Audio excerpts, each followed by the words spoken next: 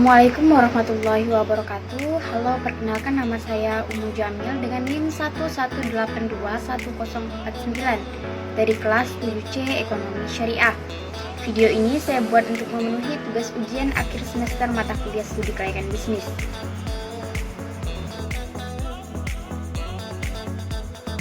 Menurut saya, studi kelayakan bisnis sangat penting untuk dipelajari karena sebelum menjalankan suatu usaha akan lebih baik jika kita mempelajari secara mendalam atau mencari tahu terlebih dahulu mengenai bisnis atau usaha tersebut, apakah layak atau tidak untuk dijalankan. Hal ini berguna untuk menghindari atau mengurangi resiko kerugian di kemudian hari. Nah, di dalam studi kelayakan bisnis terdapat beberapa materi yang akan saya sampaikan, seperti depresiasi atau penyusutan, aspek pemasaran, aspek produksi, dan masih banyak lagi. Yang pertama adalah depresiasi atau penyusutan.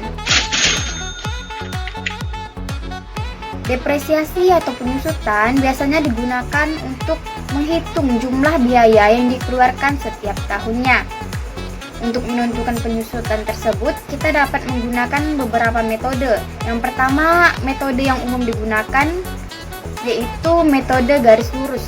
Yang kedua adalah metode unit produksi. Yang ketiga adalah saldo menurun berganda. Yang terakhir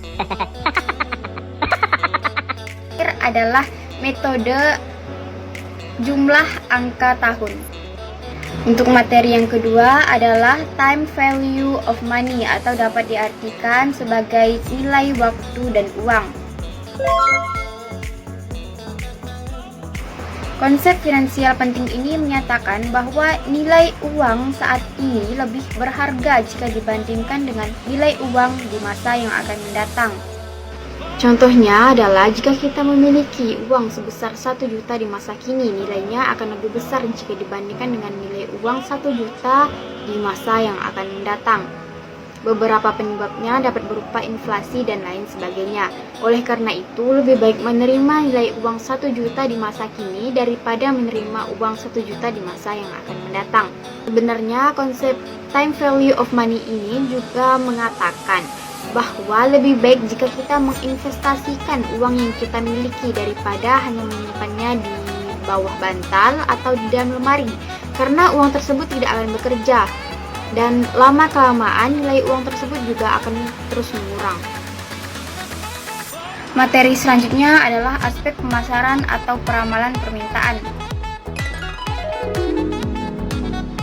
Dengan kata lain, ini merupakan suatu usaha agar target penjualan di dalam laporan studi kelayakan bisnis dapat menjadi kenyataan. Nah, salah satu hal yang sangat penting untuk melakukan analisis pasar dan pemasaran adalah mengukur atau meramal permintaan pasar. Meramalkan horizon waktu terbagi menjadi 3 peramalan, yaitu yang pertama adalah peramalan jangka pendek, yaitu 1 tahun. Umumnya kurang dari 3 bulan. Yang kedua adalah peramalan jangka menengah, yaitu 3 bulan hingga 3 tahun. Yang ketiga adalah peramalan jangka panjang, yaitu 3 tahun atau lebih. Materi selanjutnya adalah bauran pemasaran atau marketing mix. Selain memperhatikan berbagai aspek pasar dan pemasaran, sebuah bisnis juga perlu memperhatikan langkah-langkah penting untuk menentukan strategi pemasaran. Salah satu strategi yang populer dan banyak dikenal adalah marketing mix atau bauran pemasaran. Marketing mix merupakan suatu strategi yang digunakan untuk memasarkan suatu produk di pasaran. Nah, di dalam marketing mix terdapat 4 variabel yang digunakan oleh perusahaan untuk menghasilkan respon yang diinginkan dan target market yang telah ditentukan. 4 variabel tersebut dikenal dengan konsep 4P, yaitu produk, price atau harga, place atau tempat, dan promosi. Nah, materi selanjutnya adalah aspek produksi dan operasi. Produksi adalah suatu kegiatan untuk menciptakan atau menghasilkan atau menambah nilai guna suatu barang atau jasa untuk memenuhi kebutuhan.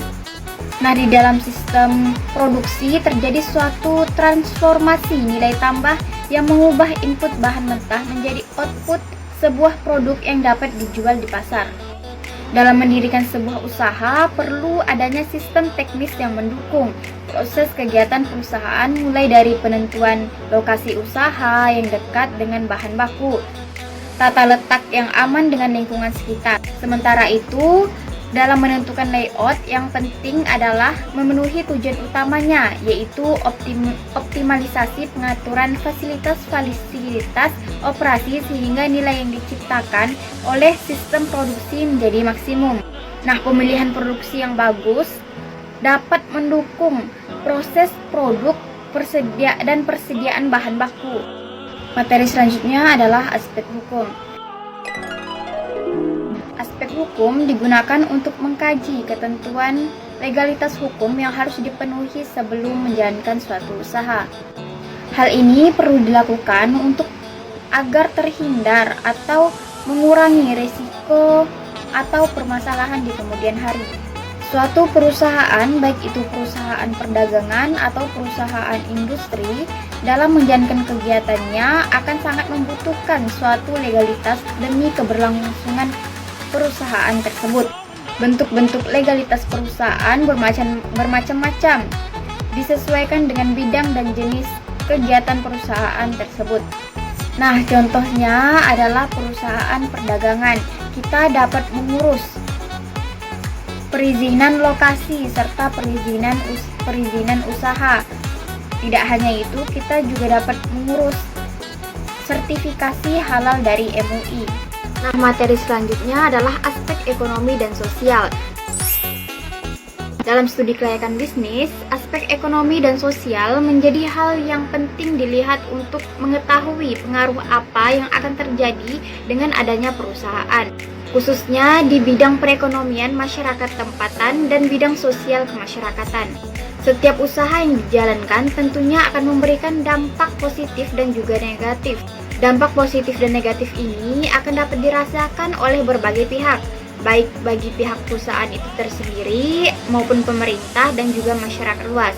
Nah, dalam aspek ekonomi dan sosial, dampak yang diberikan dengan adanya investasi lebih ditekankan kepada masyarakat khususnya dan pemerintah umumnya. Bagi masyarakat, adanya investasi ditinjau dari aspek ekonomi adalah akan memberikan peluang untuk meningkatkan pendapatannya. Nah, sedangkan bagi pemerintah, dampak positif yang diperoleh adalah dari aspek ekonomi, yaitu memberikan pemasukan berupa pendapatan baik bagi pemerintah pusat maupun pemerintah daerah. Aspek sosial adalah mengelola dan mengatur sumber daya alam yang belum ada campur tangan dari manusia. Nah, aspek sosial terbagi menjadi dua sisi, yaitu sisi positif dan juga sisi negatif. Dari sisi negatif, yaitu perubahan demografi, budaya, dan kesehatan masyarakat, juga perubahan gaya hidup, adat istiadat, dan struktur sosial lainnya. Sedangkan dari sisi positif, yaitu adanya alat transportasi, listrik, air, juga tersedianya jembatan bagi masyarakat sekitarnya. Selanjutnya adalah aspek lingkungan dan AMDAL. Analisa aspek lingkungan adalah aspek yang membahas tentang kesesuaian lingkungan dengan bisnis yang dijalankan, dampak bisnis terhadap lingkungan, dan pengaruh lingkungan terhadap kegiatan bisnis. Nah, adapun tujuan dari analisa lingkungan yaitu yang pertama, menganalisa kondisi lingkungan operasional, lingkungan industri, dan lingkungan jauh agar memperoleh jawaban apakah kondisi memungkinkan untuk menjalankan ide dan bisnis. Yang kedua adalah menganalisa dampak positif dan negatif yang mungkin terjadi terhadap organisasi. Dan yang ketiga adalah menganalisa usaha-usaha yang dapat dilakukan untuk meminimalkan dampak negatif bisnis terhadap lingkungan. Nah, materi selanjutnya adalah aspek keuangan. Aspek keuangan ini sangat berperan penting dalam studi kelayakan bisnis. Dalam studi kelayakan bisnis, aspek keuangan digunakan untuk menilai keuangan perusahaan yang meliputi perolehan sumber dana, estimasi pendapatan, dan juga investasi beserta biaya yang dikeluarkan selama investasi serta proyek versi laporan keuangan yang terdiri dari laporan laba rugi, neraca, dan arus kas. Dari aspek keuangan tersebut dapat diberikan penilaian apakah sebuah usaha dapat dinyatakan layak atau tidak untuk dijalankan dengan beberapa alat analisis. Dan yang masuk ke materi terakhir yaitu mengenai biaya modal atau cost of capital. Cost of capital atau biaya modal adalah konsekuensi atau biaya real yang harus dikeluarkan oleh sebuah perusahaan untuk memperoleh modal atau kapital. Modal atau kapital ini bisa berbentuk uang, saham, maupun saham preferred. Biaya modal dari perusahaan biasanya diukur menggunakan WACC. WACC merupakan rata-rata tertimbang dari tingkat pengembalian yang diharapkan atau yang biasa kita sebut required rate of return dari sekuritas obligasi saham yang digunakan untuk membiayai perusahaan. WACC biasanya menghitung secara real berapa cost of capital dari suatu perusahaan. Lalu, apa pentingnya menghitung cost of capital WACC? WACC biasanya digunakan untuk penilaian bisnis serta untuk menilai berapakah nilai bisnis tersebut. Nah, juga dapat digunakan untuk menghitung discount rate dalam menilai atau menganalisis kelayakan bisnis. Misalnya untuk menghitung NPV atau Net Present Value. Biasanya, jika perusahaan mau berinvestasi, maka perusahaan akan mengevaluasi terlebih dahulu apakah investasi tersebut layak atau tidak. Nah, hanya ini yang dapat saya sampaikan. Terima kasih. Wassalamualaikum warahmatullahi wabarakatuh.